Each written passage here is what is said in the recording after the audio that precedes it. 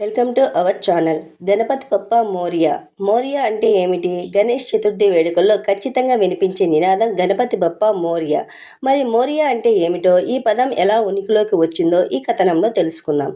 వినాయక చవితి వేడుకల్లో గణపతి బప్పా మోరియా అంటూ నినదిస్తాం. కానీ మోరియా అనే మాటకు అర్థం చాలామందికి తెలియదనే చెప్పాలి. అసలు మోరియా అనే మాట నినాదంగా ఎలా మారింది? ఆ పదానికి గల అర్థం ఏమిటి? దాని వెనుక ఉన్న అసలు కథ ఏమిటో తెలుసుకుందాం. 15వ శతాబ్దంలో మోరియా గోసావి అనే సాధువు ఉండేవాడు. అతను మహారాష్ట్రలోని పూణేకి 21 కిలోమీటర్ల దూరంలో చించువాడి అనే గ్రామంలో నివసించేవాడు.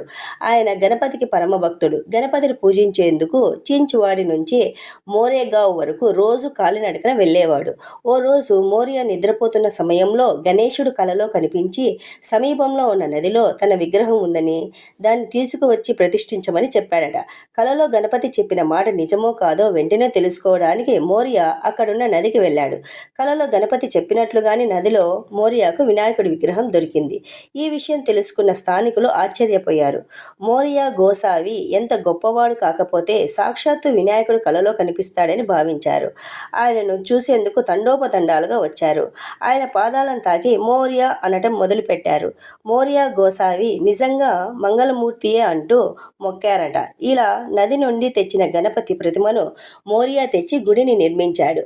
మోరియా గొప్ప భక్తుడయ్యాడు కాబట్టి నాటి గణపతి ఉత్సవాల్లో మోరియా గోసావి పేరు భాగమైపోయింది. ఆనాటి నుంచి గణపతి బప్పా మోరియా అనే నినాదం నిర్విరామంగా వినబడుతూనే ఉంది.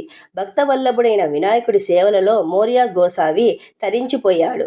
అందుకే నదిలో నిమజ్జనం చేసే ముందు గణపతి బప్పా మోరియా పూజ్యవర్షి లౌకర్ యా అని మరాఠీలో నినదిస్తారు. ఎందుకంటే గణపతి ప్రతిమ మోరియాకు మహారాష్ట్రలో పూణే సమీపంలో ప్రవహించే నదిలోనే దొరికింది కాబట్టి ఈ నినాదాలు చేస్తాడు. దేవుడు తన కార్యం ఏదైనా భక్తుల ద్వారానే నెరవేర్చుకుంటాడు అనడానికి మోరియా గోసావి జీవిత కథయే నిదర్శనం.